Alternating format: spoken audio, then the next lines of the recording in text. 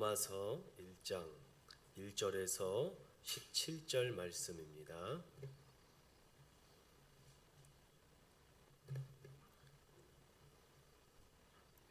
(1절부터) (17절까지) 교독하도록 하겠습니다. 제가 먼저 읽겠습니다.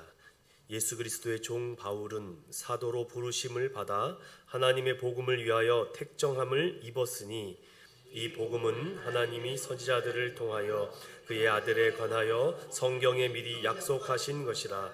그의 아들에 관하여 말하면 육신으로는 다윗의 혈통에서 나셨고 성결의 영으로는 죽은 자들 가운데서 부활하사 능력으로 하나님의 아들로 선포되셨으니 곧 우리 주 예수 그리스도니라. 그로 말미암아 우리가 은혜와 사도의 직분을 받아 그의 이름을 위하여 모든 이방인 중에서 믿어 순종하게 하나니 너희도 그들 중에서 예수 그리스도의 것으로 부르심을 받은 자니라. 로마에서 하나님의 사랑하심을 받고 성도로 부르심을 받은 모든 자에게 하나님 우리 아버지와 주 예수 그리스도로부터 은혜와 평강이 있기를 원하노라.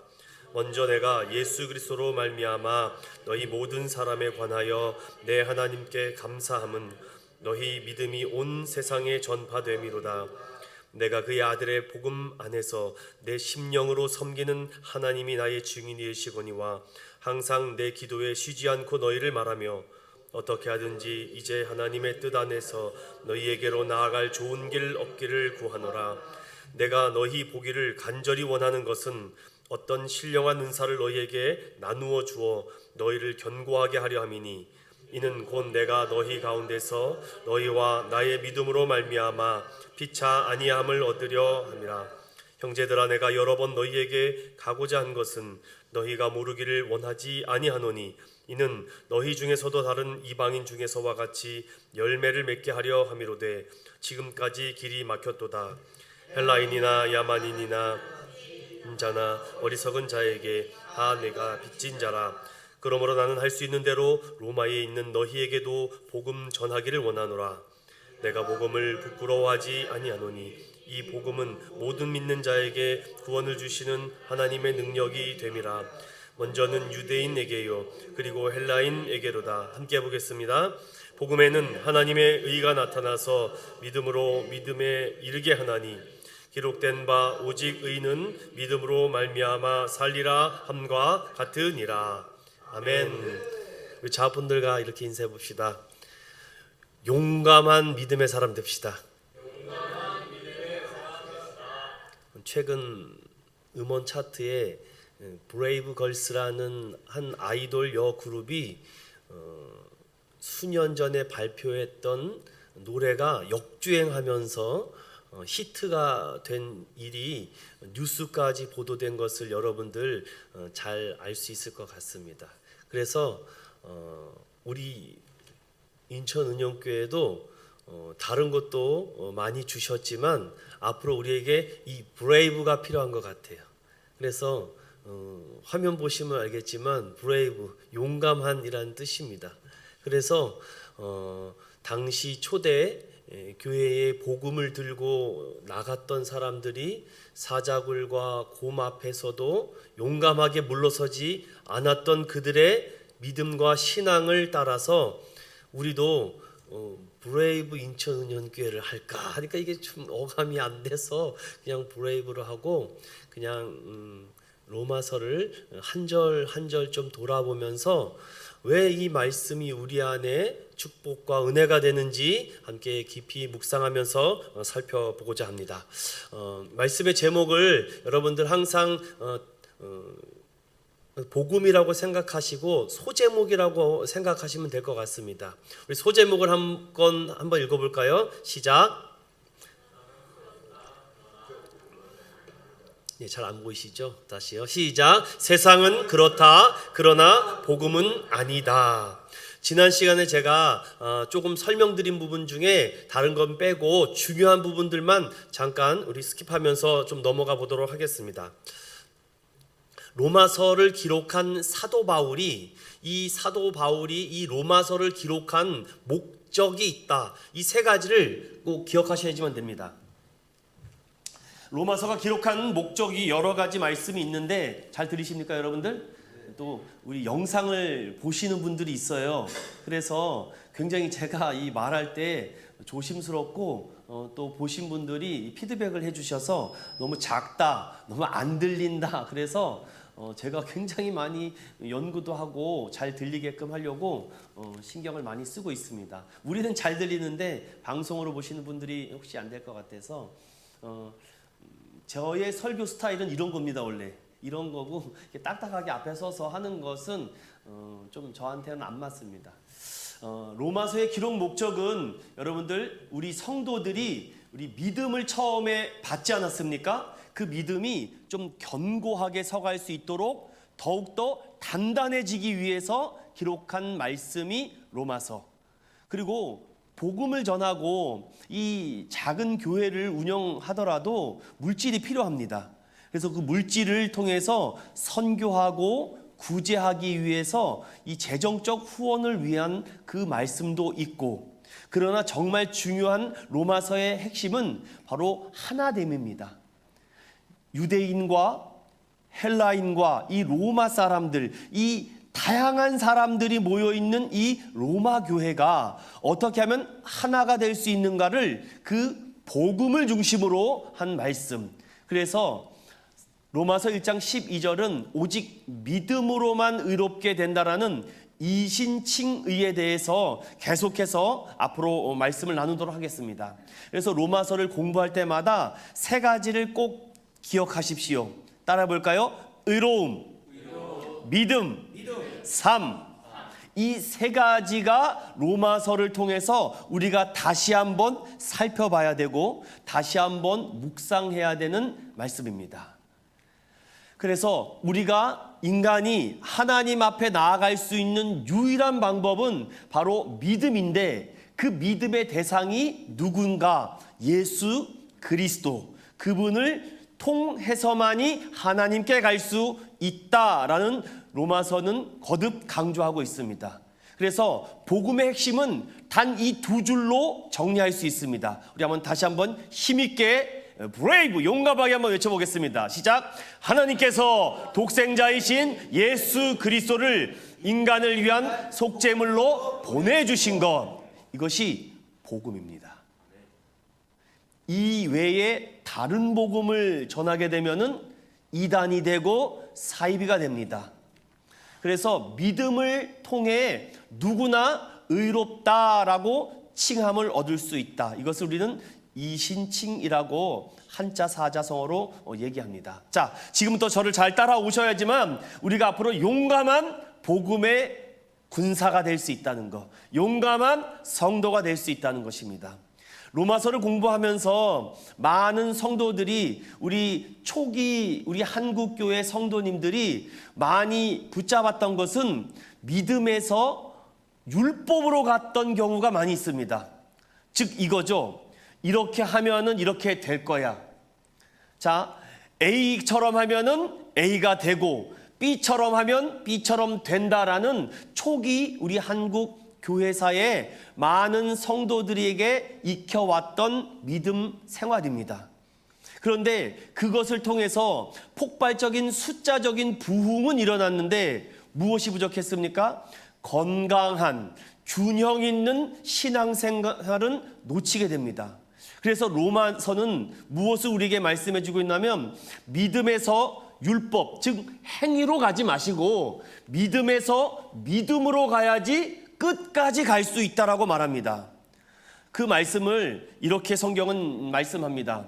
한번 로마서 1장 17절을 다 같이 우리 한번 힘있게 다시 한번 외쳐봅니다. 시작. 복음에는 하나님의 의가 나타나서 믿음으로 믿음에 이르게 하나니 기록된 바 오직 의인은 믿음으로 말미암아 삶과 같으니라. 저는 이것을 이렇게 표로 해보겠습니다. 믿음에서 믿음으로 가야지 왜 이것을 거듭 강조하고 중요하다라고 외치냐면 처음에는 믿음으로 잘 시작하다가 자꾸 행위로 갑니다. 예배 빠지면 안 돼. 11조 안 드리면 안 돼. 주일 꼭 지켜야 돼. 뭐 해야 돼. 뭐 참석해야 돼. 자, 이것을 믿음으로 가야 되는데 자꾸 어떠한 이런 율법과 행위로 가게 되면은 어떤 문제가 생깁니까? 결국은 나중에 돌아서 버리는 문제가 생깁니다. 그래서 복음은, 진짜 복음을 아는 사람들은, 우리 빨간 글씨 한번 읽어볼까요? 시작. 예수 그리스도를 처음부터 끝까지 믿게 한다. 그래서 제가 고민을 많이 했습니다. 뭐 사람도 없는데 대충 할까? 그런데 제가 이 복음에 대한 이 로마서를 전에 섬기던 교회에서도 했었는데 아주 더 준비를 많이 했습니다. 아주 일주일 내내 로마서와 씨름하고 조금 더, 그래서 하다 보니까 쉽기는커녕 더 어려워진 것 같습니다. 하지만 여러분, 쉽게 얻은 것은요 쉽게 버립니다. 우리가 학력이나 우리가 이런 돈도 힘들게 해서 얻었잖아요. 힘들게 해서 취했잖아요. 그러면 아까워서라도 버리기 싫습니다. 돈 10,000원을 힘들게 벌어본 사람은 10,000원 함부로 못 씁니다. 그런데 쉽게 얻은 사람은 쉽게 버려지죠. 믿음도 그렇습니다. 값없다, 공짜다 라고 그러니까 너무 쉽게 생각해서 믿음을 쉽게 저버리는데, 그런 믿음은 싸구려 믿음이고 그런 믿음은 온전한 믿음이 아닙니다. 제가 지금까지 믿었던 복음과 믿음은 절대로 싸구려고 공짜가 아닙니다. 그래서 로마서를 통해서 믿음에서 믿음으로 가고 처음부터 끝까지 믿게 하는 하나님의 능력을 받는 저와 여러분이 되기를 축원드립니다. 자, 그렇다면은 몇 가지 조금 더 살펴보도록 하겠습니다.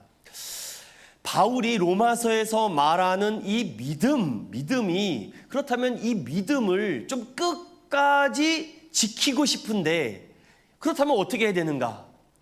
그 설명에 대해서 이 로마서 1장은 너무 선명하고 너무 구체적으로 설명하고 있는데 다 볼 수 없기 때문에 특별히 전체 로마서의 핵심 구절과도 같은 말씀이 1절에서부터 17절까지 세 가지의 주제로 나와 있는데, 첫 번째는 복음은 누구에 대한 것인가, 그리고 두 번째는 복음은 무엇을 하는가, 그리고 복음이란 무엇인가, 이 부분을 오늘 조금 살펴보고자 합니다.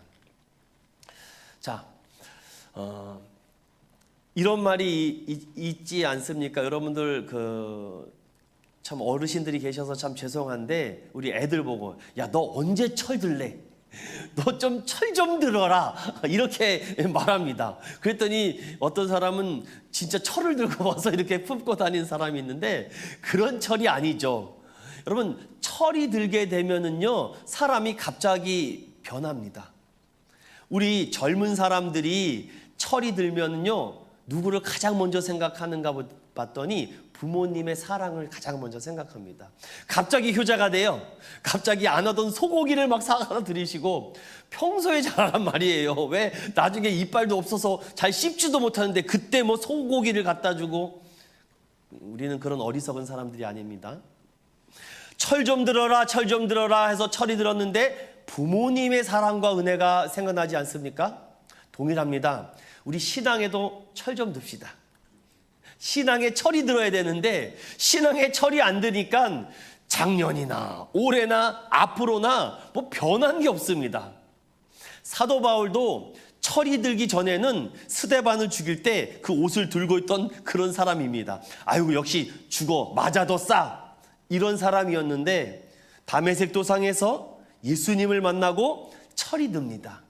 신앙에 철이 들자마자 그가 했던 고백이 바로 여러 고백 중에 가장 하이라이트 고백이 고린도전서 15장 10절입니다. 함께 우리 다시 한번 힘있게 복창합시다. 시작. 그러나 내가 나 된 것은 하나님의 은혜로 된 것이니 내게 주신 그의 은혜가 헛되지 아니하여 내가 모든 사도보다 더 많이 수고하였으나 내가 한 것이 아니요 오직 나와 함께 하신 하나님의 은혜로라. 사도 바울이요, 이 신앙에 철이 드니까 다 내가 한 것이 아닙니다. 하나님이 한 것입니다. 그래서 성도가 은혜 받았나 안 받았나 딱 요 고린도전서 15장 10절만 가지고 딱 부딪혀 보면 압니다. 뭐 툭만 건들면 아유 목사님 하나님의 은혜죠. 톡 건드려도 아유 가난해도 좋습니다. 아파 죽겠는데 뚝 치면 더 아프게 해주시니 감사합니다. 하나님만 바라보게 하시니. 은혜 받은 사람은요 벌써 입술에 사랑의 열매를 맺습니다. 우리 인천은영교회 성도들은요 그런 입술에 복된 열매를 맺으실 줄로 믿습니다. 그래서 하나님께서는 그 많은 사람들 중에 특별히 하나님의 종 사도 바울을 택하십니다. 그래서 그가 하나님 앞에 철이 들고 나니까 가장 먼저 무엇을 합니까? 어떻게 하면 하나님을 기쁘시게 할까? 어떻게 하면 하나님 행복하게 해주실까? 어떻게 하면 교회를 세울까? 어떻게 하면 내게 주신 이 은혜를 전할까? 그래도 바쁩니다. 어떤 목사님이 목회자들을 앉혀놓고 세미나를 하는데 이런 이야기를 하십니다. 목사님 여러분 요즘 바쁘세요? 안 바쁘세요? 라고 물어봅니다. 그랬더니 뭐 코로나 때문에 할 게 있어요. 저 가만히 있다 보니까 왜 코로나 때문에 안 바쁘십니까? 코로나 때문에 더 바쁘셔야죠. 이런 얘기를 하는 것을 보고 정신을 차려야 되겠다라는 생각을 하게 됐습니다. 사랑하는 여러분, 우리가 하나님의 은혜를 받았음에도 불구하고 아직 철이 안 든 것 같습니다. 철이 좀 들어야 되는데 철이 들지 않다 보니까 아직 내가 조금 편하고 내가 조금 쉽고 내가 조금 좀 그냥 쉽게 가기를 원하고 있진 않을까. 주중에 똑같은 시간이 흘러가는데 그 많은 시간 가운데 내가 어디에 많은 시간을 흘려보내고 있는가? 그러면 흘려보낸 시간만큼 다 그것이 돌아오게 된다는 말씀입니다. 그래서 하나님께서는 가장 먼저 중요한 이 로마서 1장 1절부터 17절을 가지고 크게 두 가지를 강하게 설명하고 있습니다. 첫 번째는 복음이란 무엇인가와 왜 복음을 부끄러워하십니까? 왜 우리는 복음의 빚진 자인데, 이 세 가지를 꼭 기억하십시오. 도대체 복음이 뭔데? 복음이 도대체 뭔데 저 사도 바울도 변화시켜서 하나님의 증인되게 하시는 건가? 도대체 이 복음의 능력이 얼마나 대단하길래 정말 술 먹고 도박하고 정말 많은 세상 사람들만 취하던 사람이 하루아침에 변해서 새 사람이 될까? 이 복음의 능력을 우리 인천은용교회와 우리 성도들이 다시금 꽉 움켜잡는 저와 여러분이 되시길 축원합니다. 자, 그렇다면은 저와 함께 하나님께서 왜 우리를 부르신 것이 왜 다른 사람도 많이 있는데 하필이면 날까? 로마서 11장 29절에 보니까 이런 말씀이 기록되어 있습니다. 시작. 하나님의 은사와 부르심에는 후회하심이 없느니라. 우리 사랑하는 집사님들을 불러주셔서 지금 이 자리에 앉아있는 거 하나님의 은혜 아니겠습니까? 안 그랬으면 지금 뭐 할 것 같아요? 뻔합니다. 뭐 집에 가서 TV 보거나 뭐 하겠습니까? 뭐 오락을 취하거나 뭐 뻔하죠 뭐. 그런데 하나님께서 우리 부르심에는 목적이 있는데 그 목적이 바로 우리에게 하나님의 이 귀한 말씀을 맡겨주셨는데 그 이유가 성경을 조금 더 살펴보면은 베드로전서 2장 9절에 너희들을 부르신 이 은혜와 뜻이 있습니다. 함께 복창해 보겠습니다. 시작. 그러나 너희는 택하신 족속이요 왕같은 제사장들이요 거룩한 나라요 그의 소유가 된 백성이니 이는 너희를 어두운 데에서 불러내어 그의 기이한 빛에 들어가게 하신 이의 아름다운 덕을 선포하게 하려 하심이라. 너희가 전에는 백성이 아니더니 이제는 하나님의 백성이요 전에는 국류를 얻지 못하였더니 이제는 국류를 얻은 자니라. 아멘. 우리를 불러주시고 세워주신 것은요 이 베드로전서 2장 9절에 딱 압축되어 있습니다. 내가 너를 택했기 때문이다. 그리고 내가 너희를 왕같은 제사장으로 만들어 주겠다. 그리고 너희를 거룩한 나라로 만들어 주겠다. 왜? 너희는 나의 소유가 때문에. 그리고 그렇게만 합니까? 또 성경은 뭐라 그럽니까? 이 기이한 빛에 들어오게 해서 어둠을 쫓아내게 하고 또 너희에게 아름다운 덕을 선포하게, 이 복음을 선포하게 하기 위해서 우리를 불렀다라고 합니다. 더 나아가 이제 너희는 다른 원수와 귀신과 사단의 종이 아니라 하나님의 자녀다. 그때는 국류를 얻지 못했는데 이제는 너희가 국류를 얻겠다라고 말씀합니다. 자, 여기서 중요한 말씀 우리 로마서를 통해서 조금 더 살펴보도록 하겠습니다. 우리 로마서를 공부할 때는요, 제가 성경 본문을 따로 PPT로 준비하지 않습니다. 왜냐? 계속 읽고 듣고 쓰고 암송하기 때문입니다. 자, 그렇다면은 이런 말 있지 않습니까, 여러분들? 로마서 1장 1절의 앞부분만 한번 읽어보겠습니다. 사도전까지 시작. 예수 그리스도의 종 바울은. 예전에 코미디 프로그램 중에 이런 프로그램이 있었습니다. 한 개그맨이 나와서, 혹시 기억하십니까? 막 술을 먹어가지고서는 여기까지 취해가지고서는 와서 이 1등만 기억하는, 한 번밖에 모르시네요. 이 개그 프로그램도 집에 가서 좀 보십시오. 그 코미디언이 막 그냥 열이 이만큼 받아서 와서 하는 말이 이겁니다. 아우, 1등만 기억하는 이 더러운, 제 입으로 더럽다고 말하기 싫은데 여러분이 도와주셔야지 제가 하잖아요. 다시요. 1등만 기억하는 이, 목사가 어디 더럽다고 말할 수가 없어서 그 세상이라고 말합니다. 세상은 그렇습니다. 누구만 기억해요? 1등만 기억합니다. 그런데 복음은 그렇지 않습니다. 믿으십니까? 만약에 1등만 기억하면요, 우리는 순서에 들지도 못합니다. 세상은 그렇습니다. 1등만 기억합니다. 그런데 복음은요, 그렇지 않습니다. 우리 다 1등입니다. 아멘입니까? 복음은 우리를 1등이라고 말씀합니다. 내가 뭐 대단한 거 한 것도 없는데. 그런데 우리를 1등이라고 주님은 말씀합니다. 왜냐? 복음을 알게 되면은. 자, 여러분 앞에 글씨를 잘 보이십니까?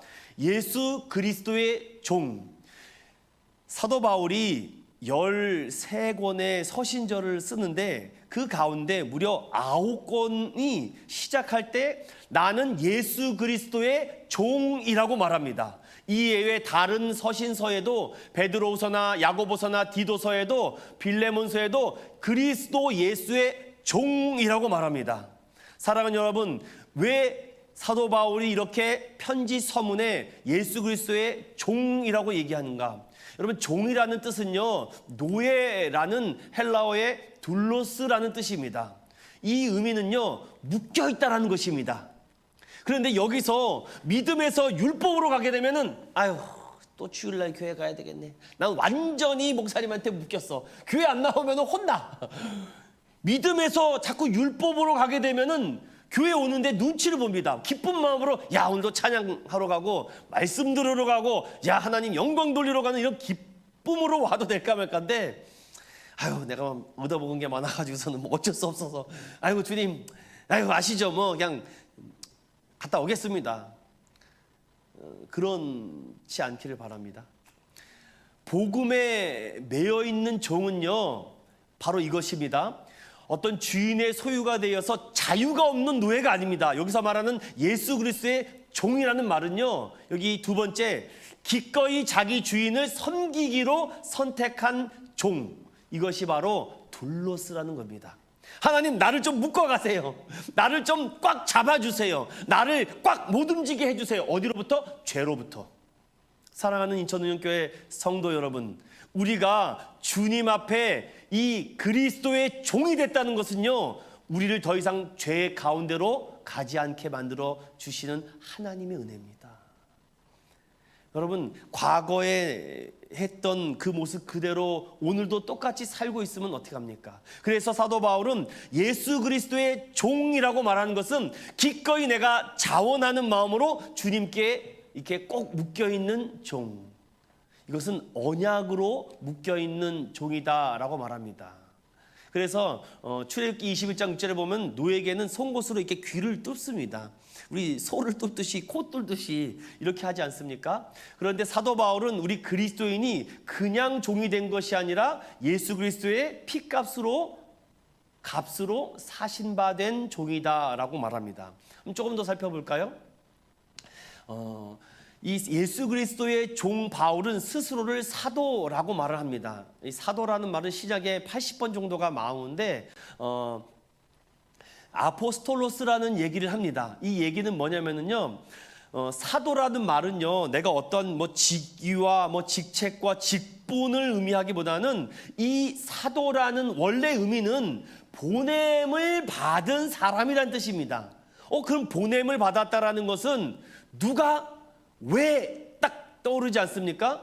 왜 사도로 너를 보냈느냐? 그러면 누가 너를 보냈느냐라고 말했을 때 사도 바울은 이렇게 고백합니다.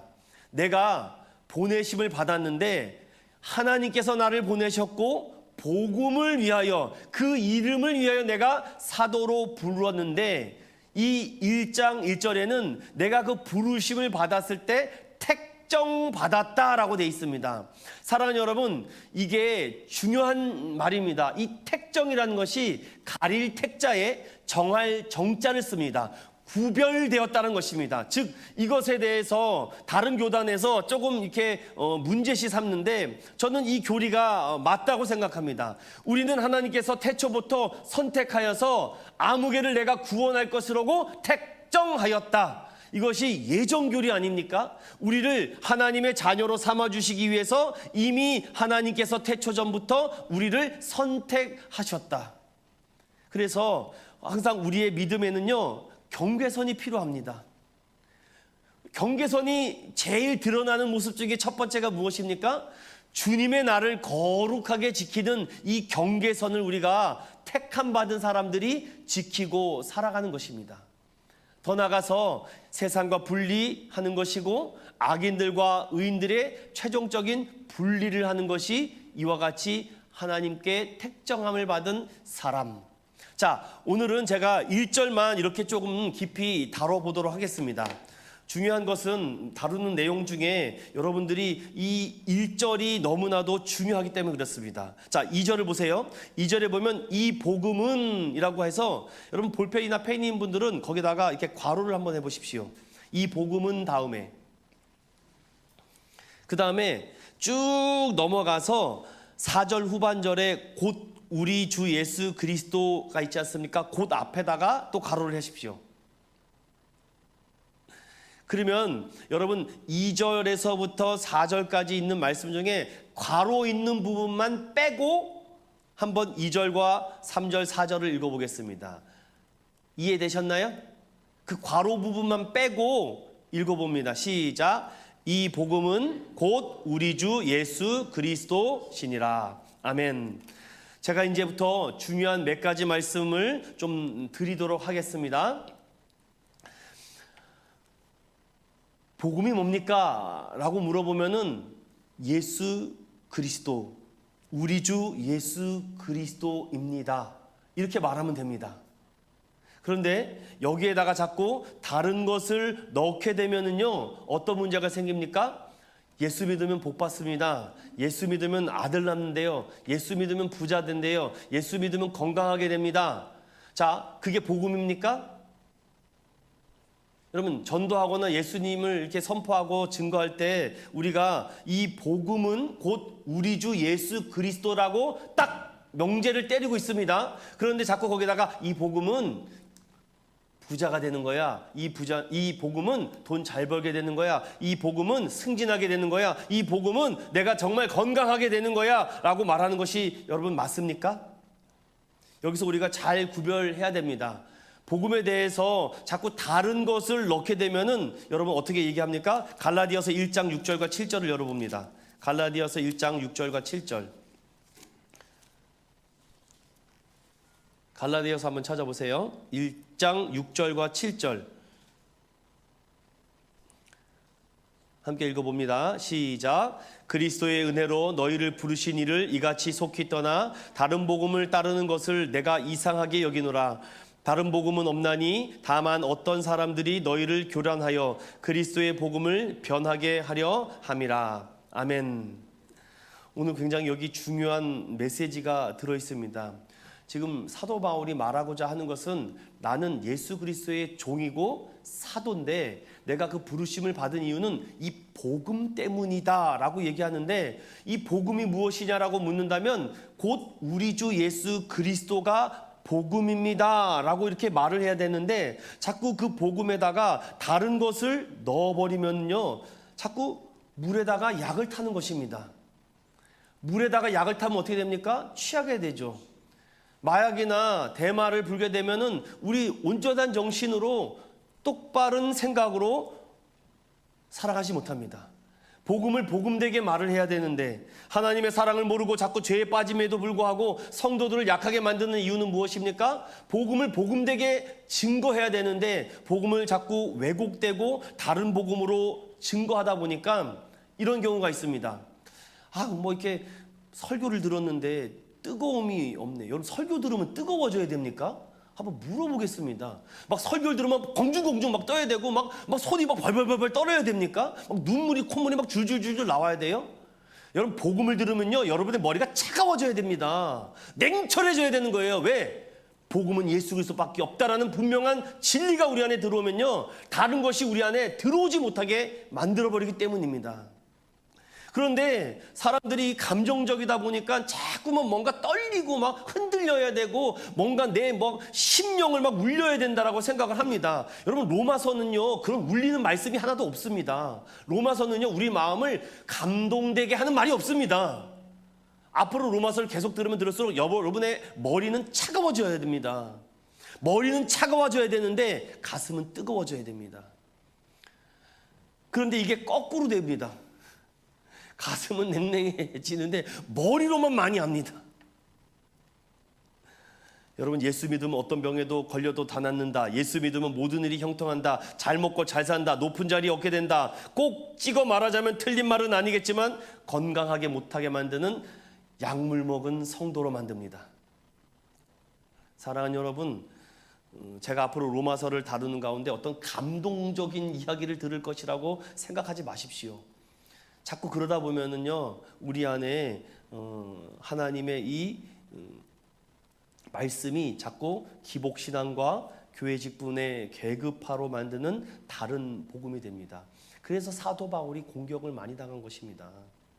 그냥 부드럽게 그냥 예화 섞여가면서 그냥 재미있는 개그도 한번 끄집어내고 웃겼다 울렸다 뒤집었다 볶았다 막 이렇게 해야지. 야, 오늘 설교 잘 들었네, 역시 목사님 짱이에요 라고 말하는데 이 목사님이 와가지고 냉철하게 막 얘기를 해보십시오.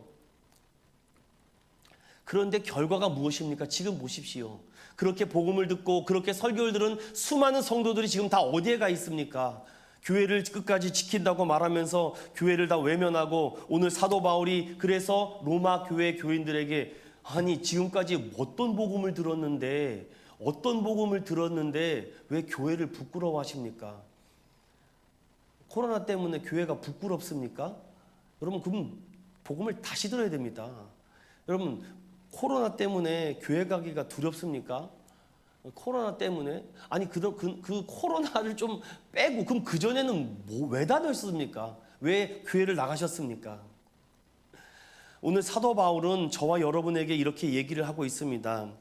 복음을 부끄러워한다는 것은 지금 복음이 뭔지 몰라서 그렇습니다.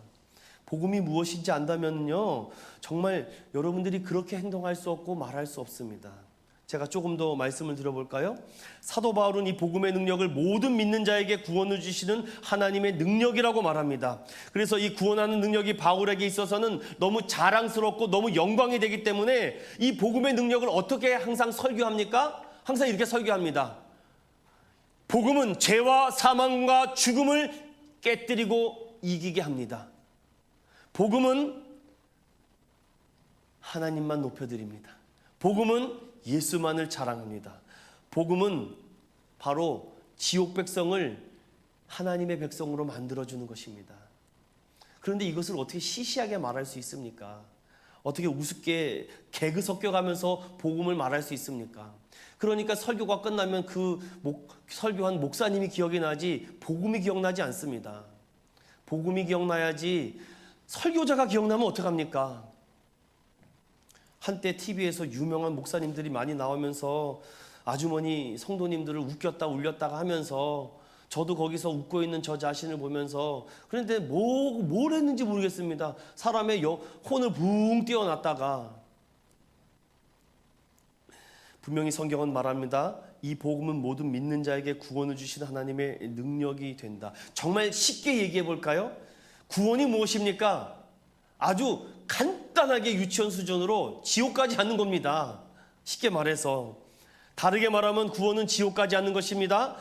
사람들은 천국 가고 지옥 가기 싫어서 예수 믿는다는 것이라고 비난합니다. 그런데 여러분, 그게 정말 중요한 얘기거든요. 예수 믿어야지 천국 갑니다. 예수 안 믿으면 지옥 갑니다. 그런데 이런 얘기를 듣는 것을 되게 손가락질합니다. 너무 장난이라고 생각합니다. 다른 어떤 위대하고 고상한 방법을 찾으려고 합니다. 여러분, 사망의 올무에서, 사탄의 올무에서 해방받아 하나님의 자녀가 된 것이 이것보다 고상한 것이 어디 있습니까? 지옥에 떨어질 백성이 하나님 나라 백성이 된 것만큼 고상한 것이 어디 있습니까? 그러니까 목회자들도 천국과 지옥에 대한 설교를 자신 있게 못합니다. 저 역시도 그랬기 때문에. 왜 그렇습니까? 천국이 잘 안 보이거든요. 지옥도 잘 안 보이고 그냥 지금 여기가 좋사오니 그냥 이대로만 살게 해 주십시오. 그러니까 자꾸 우리가 드러나지 않는 부끄러움에 살고 있습니다. 확신과 긍지와 자부심을 갖고 자랑스러워야 될 이 복음이 왜 이렇게 싸구려 복음으로 넘어지게 됐는지. 오늘 14절에 보면 헬라인이나 야만인이나 지혜 있는 자나 어리석은 자에게 다 내가 빚진 자라. 그러므로 나는 할 수 있는 대로 로마에 있는 너희에게도 복음 전하기를 원한다라고 말씀합니다. 여러분, 우리 인천은연교회가 다시금 건강한 교회가 되기 위해서는요, 다른 복음을 전하면 안 되고 오직 예수 그리스도의 이 온전한 복음만을 전해야 됩니다. 그래서 제가 로마서를 들고 여러분에게 선 이유도 다른 복음을 전했다가 나중에 하나님 나라 가서 너 도대체 무슨 복음을 전하고 왔냐라고 묻는다면 제가 할 말이 없습니다. 그래서 여러분, 제가 결론과도 같은 말씀으로 이 말씀을 꼭 드릴게요. 복음을 전하면은요, 딱 두 가지 반응이 일어납니다. 듣는 자와 듣지 않는 자가 있습니다. 여기도 있을지 모르겠어요. 정신 차려야 됩니다. 복음을 들을 때 듣지 않으려고 하는 사람들이 분명히 있습니다. 그런데 복음을 듣고자 하면 정신이 번쩍 납니다. 왜냐? 이건 죽음과 삶에 대한 문제이기 때문입니다. 천국과 지옥에 대한 문제이기 때문에 복음을 들으면 듣지 않으려고 하는 영적인 벽이 생깁니다. 아우, 저 목사 좀 그만 얘기했으면 좋겠네. 그런데 복음을 아는 사람은요, 복음을 듣고자 하는 사람은 지금 천국과 지옥의 이 두 가지의 문제에 충돌하고 있기 때문에 다른 생각을 할 수가 없습니다. 그러나 저는 듣든지 아니 듣든지 복음을 전할 겁니다. 왜냐? 이러지 않으면 교회가 생존하기가 어렵기 때문에.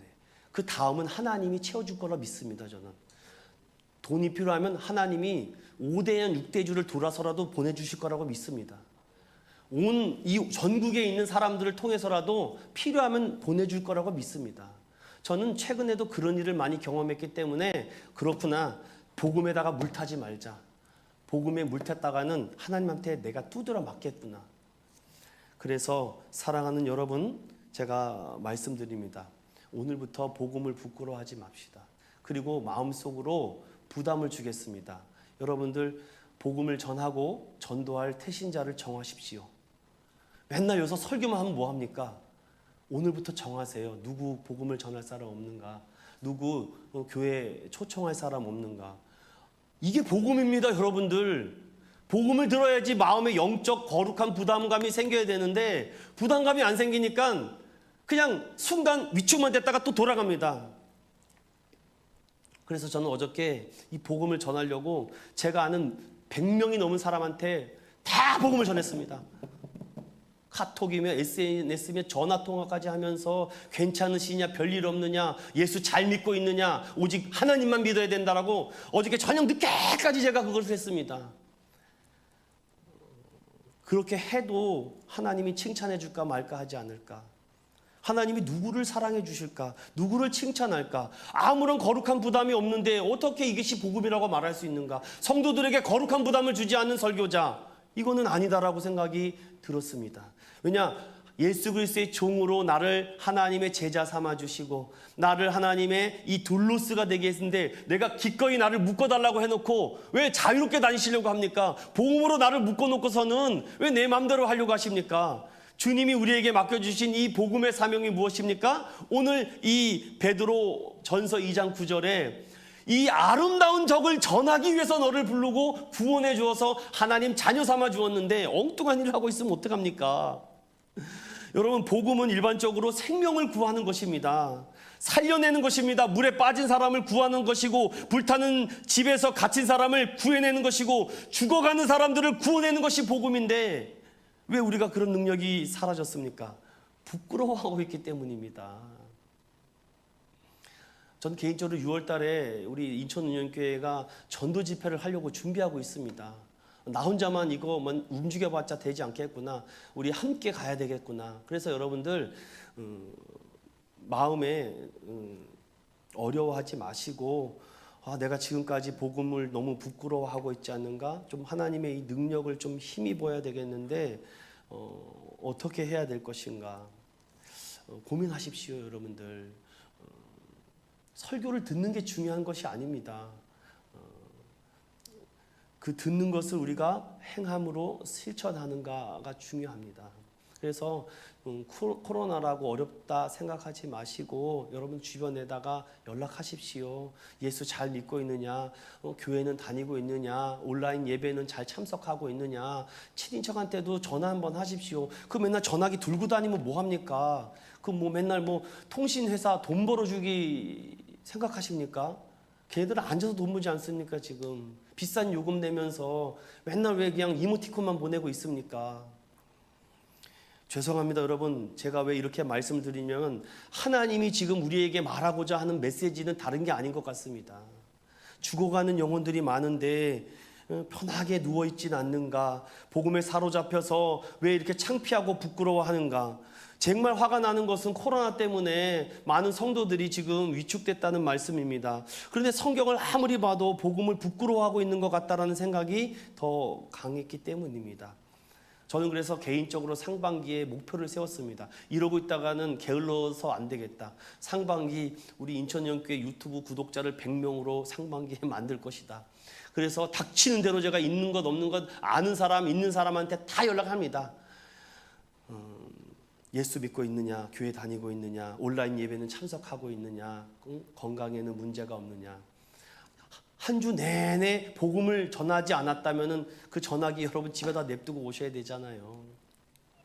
요즘 좋은 시스템과 좋은 이런 많은 방법들이 있는데 여러분 너무 염려하지 마시고 날마다 두렵고 떨림으로 이 복음의 말씀을 조금 이뤄나갔으면 좋겠습니다.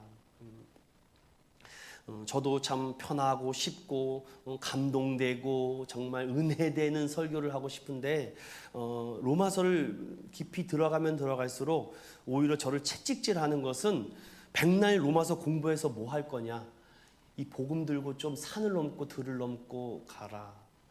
사랑하는 여러분, 이 하나님의 말씀을 한 주간도 계속 들으십시오. 그리고 마음으로 믿고 입으로 시인하고 날마다 주님의 이름을 부르십시오. 그리고 한 주에 최소한 여러분들 복음을 누군가에게라도 문자나 카톡이나 전화나 연락이라도 취해서 전해야지 능력이 나타나는 것입니다. 그 능력이 나타나게 달라고 기도만 하지 마십시오. 능력이 나타나는 그 현장으로 가야 됩니다. 불신자들과. 그래서 그 불신자들과 자꾸 부딪혀서 마음에 자꾸 부담이 와야 돼요. 그게 복음입니다, 여러분. 부담 없는 복음이 어디 있습니까? 부담 없는 복음은 더 이상 복음의 능력이 아닙니다. 사랑하는 여러분, 말씀의 결론을 맺겠습니다. 한 주간도 이 복음의 능력을 힘입어서 나를 택해 주시고 나를 불러 주시고 나를 하나님 자녀 삼아 주었다는 것은 복음을 부끄럽게 생각하지 말라라 하신 이 하나님의 놀라운 능력을 붙잡고 더 이상 우리가 보혈의 능력으로 깨끗하게 씻김받은 이 하나님의 능력을 힘입어 오늘도 복음의 능력을 힘입어 살아가요 구원의 증인되는 저와 여러분이 되시기를 예수님의 이름으로 축원드립니다.